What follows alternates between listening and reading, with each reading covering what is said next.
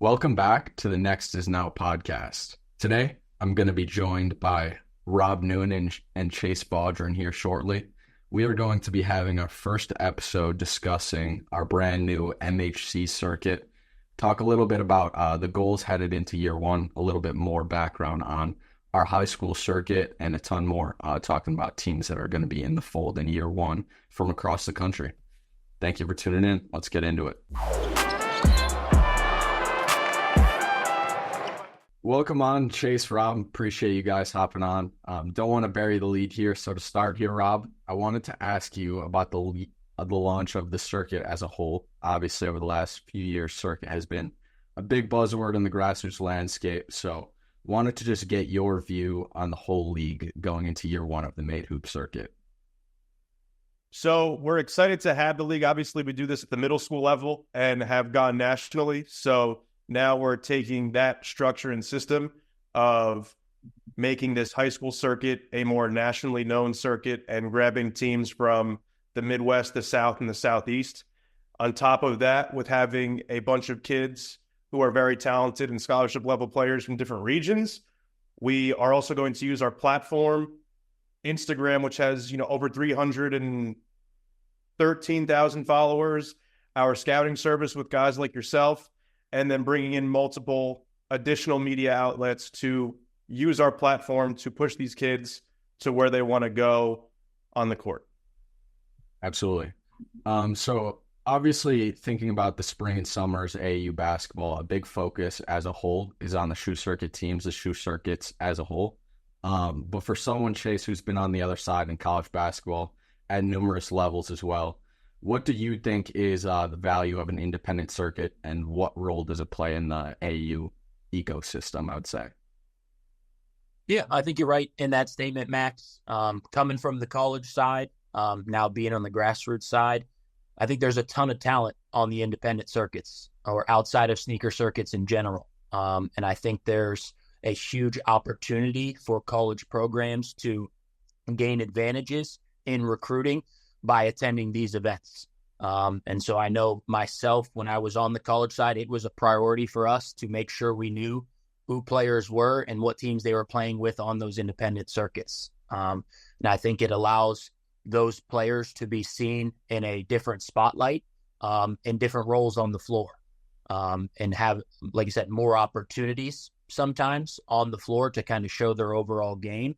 And just with the world of the transfer portal and things becoming different and more prevalent in that space, I think the coaches on the college side who are doing their work and really finding kids on these circuits can get players in their program that are going to be able to help day one.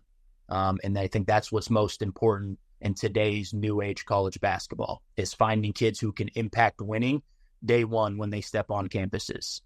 So I think these independent circuits, and especially our Made Hoop circuit, you're going to see that there's a lot of players who are going to be able to impact college programs the day they step on those campuses.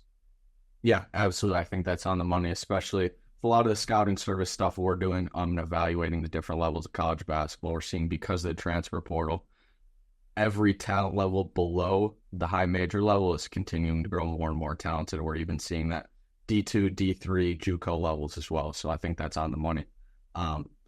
I would go to both you guys with this next question here. Obviously, the grassroots landscape is always changing year to year here, but what do you think, Rob, to start, separates MHC from other independent circuits in general heading into this year one?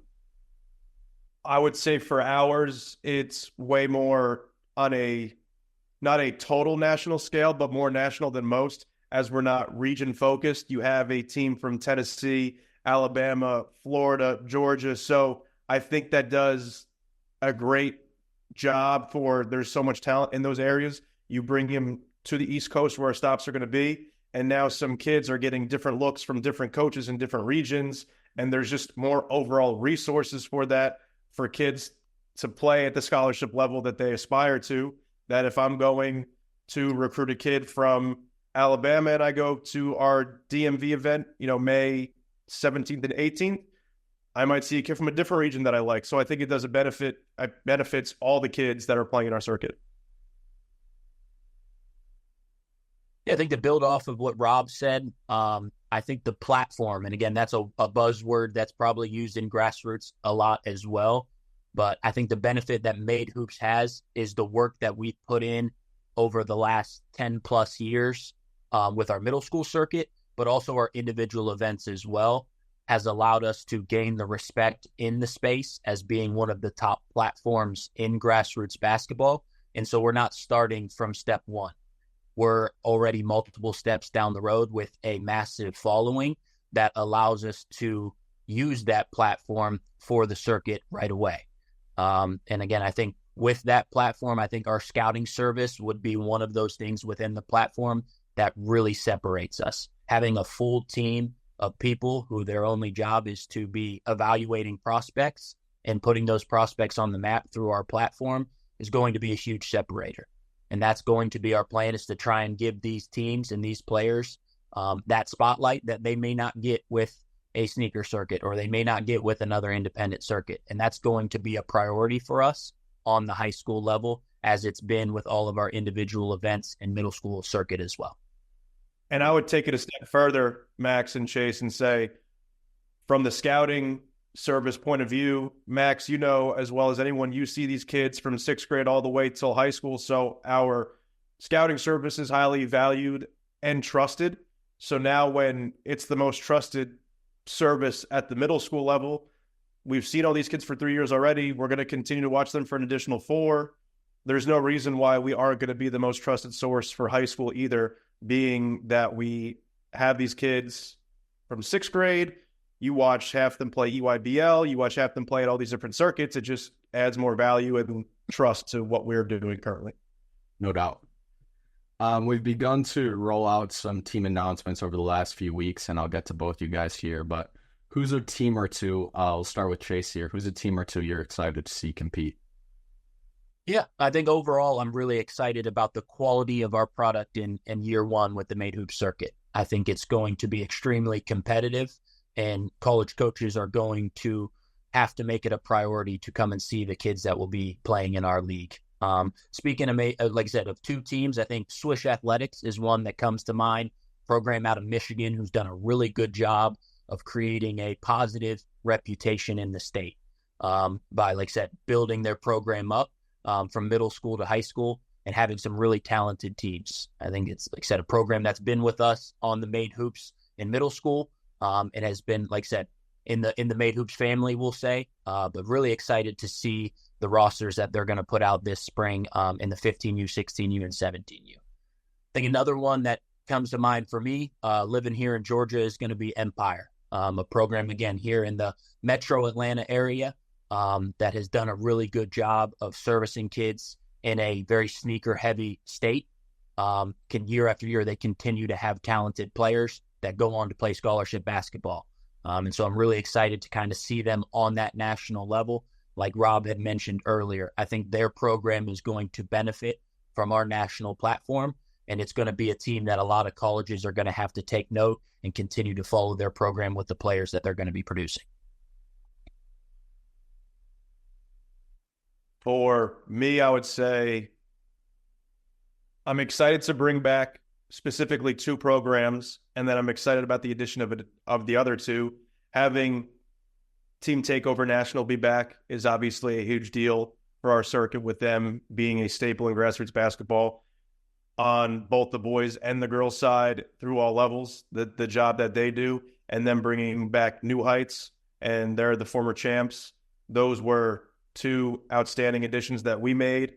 I'm going to be biased and obviously support Mike Cervellino and the East Coast Cyclones. That's where I came from when I was coaching. But the 2 programs that we added is obviously Hawk Elite. My guy, Coach John, I was at their practice last week. He has a ton of talent in the gym that I was watching. And prior to, getting in the gym with him, I was thrilled with having him in our circuit, and then seeing additionally what he has that he added to his team from last year. They're going to be a team to be reckoned with through May. And then the other team that I got is Florida Express, who is bringing in a ton of young talent. Those are my 2 new teams to watch for coming into MHC. Absolutely. Going off that, I know a big piece of your guys' work within the last few months has not just been identifying the right teams, but also the right players to fit a circuit like MHC. So start with Rob. Who's a guy or two you're excited to see on that MHC stage? First is Tony Bryant. Watched him in September at our Southeast preview, right, Chase? Correct. That was the name. So watched him, 6'8", spreads the floor, shoots threes, and not only shoots them, he makes them. Very skilled.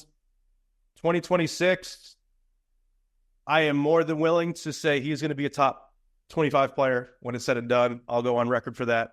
And I was just obviously in Alabama last week watching Hawk Elite, and I'm going JP Baldwin, 6'7", 4-man, can play a little bit of the wing and be a 3, or he can go to the block and be a 5, stretching the floor, knocking down threes in practice, very smooth in transition, and does some good things in the post with his back to the basket. Base, how about you?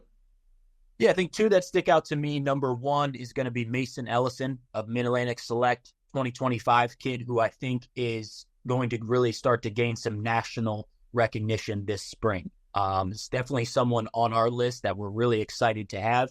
I think him and Tony Bryant are going to be two players that really are going to be a main focus in our circuit this year. That will, like I said, a lot of college coaches will make a priority in the live periods. Combo guard who can really do a little bit of everything. And again, as I spoke earlier, I think he's a kid who's going to benefit from being the center of attention on the basketball floor every time he steps on the floor.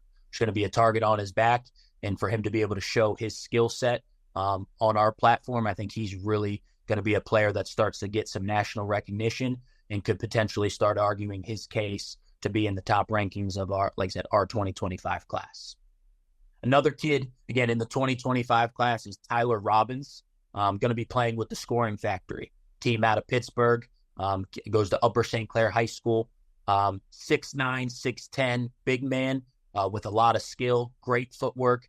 I think he's going to be a kid that isn't on the national scale right now, but will be a kid that quickly becomes a priority for a ton of Division I programs. Like I said, very skilled, high academic kid. Really excited. He just fits that mold of a Division I big man in today's day and age. Absolutely. Yeah, all great ones. I'm excited to see all those guys as well. I think definitely Tony and Mason in specific going to be two huge draws for Division I schools, and two guys that I think we'll definitely see their recruitments already are in a good place, but continue to grow. To wrap it up here, I'm going to go to both of you. Whether it's parents, players, coaches at the high school level and college level, what do you think people should expect year one from the Made Hoop circuit? Go with Rob first. Yeah, I'll go ahead and jump in here. I think, go ahead. Oh, you got shut down. I was ready, Max. It's all right. We'll let Rob go. I would say a few things. One, you're going to see a lot of high-level talent because we didn't even get to go through like the Jersey Forces, the Team White Mambas. So like there's a ton of teams that we haven't even got to touch on that have Division I players. I think you're going to see a ton of Division I talent from low major all the way to high major. You're going to see the gameplay is going to be a little bit different than what you watch in some of these other independent circuits. There's going to be a shot clock, which should be something that everyone does because it's the simplest thing in the game to make the game better. And you're going to see 3 referees on courts. So, from a gameplay perspective, you're immediately enhancing the game. You're going to see a lot of our staff, whether it's event directors or it's scouting service writers, present on the court, which you don't really see too often. So I think with the amount of people that we're going to have on the court, with the new gameplay rules that we're enforcing, and the amount of talent, those are the 3 things that I'm looking for in our circuit. Yeah, I think building off that, again, I think most parents would, like I said, what is their ultimate goal for their son? And that's most of the time for them to play at the next level. And as someone who coached at the next level on the college side, at Xavier, at Georgia State, I think what we looked for when we were looking at players is how does their game translate to that next level? And like Rob said, our goal with the Made Hoops circuit is to make the gameplay and the environment as close to the next level as possible. And so, like I said, playing with a shot clock, having 3 officials, the game speed is going to be the closest product you can get to college basketball. And like I said, in grassroots. And so I think that's going to be a priority. And again, I think secondly, it's that national platform. In year 1 of the Made Hoops circuit, we're going to have probably 24 states represented. So that's nearly half the country. And so again, if you're saying, hey, I want opportunities to be seen on a national level, you're going to get that with some nationally recognized programs. Well, like I said, whether it's New Heights, whether it's Team Takeover, all these programs that we're going to be covering over the next couple weeks, you're going to get that in our circuit with our platform, with our focus of gameplay, and with our national recognition. I think there's going to be no other place or no better place to play on the independent level than the Made Hoops circuit. No doubt. That's great. I appreciate you guys hopping on, giving a little bit of a breakdown. We'll definitely have you guys back on here in the next month or so before the circuit kicks off to talk some more about these teams and everything leading up to year 1 of the Made Hoops circuit. But appreciate you guys hopping on and taking the time.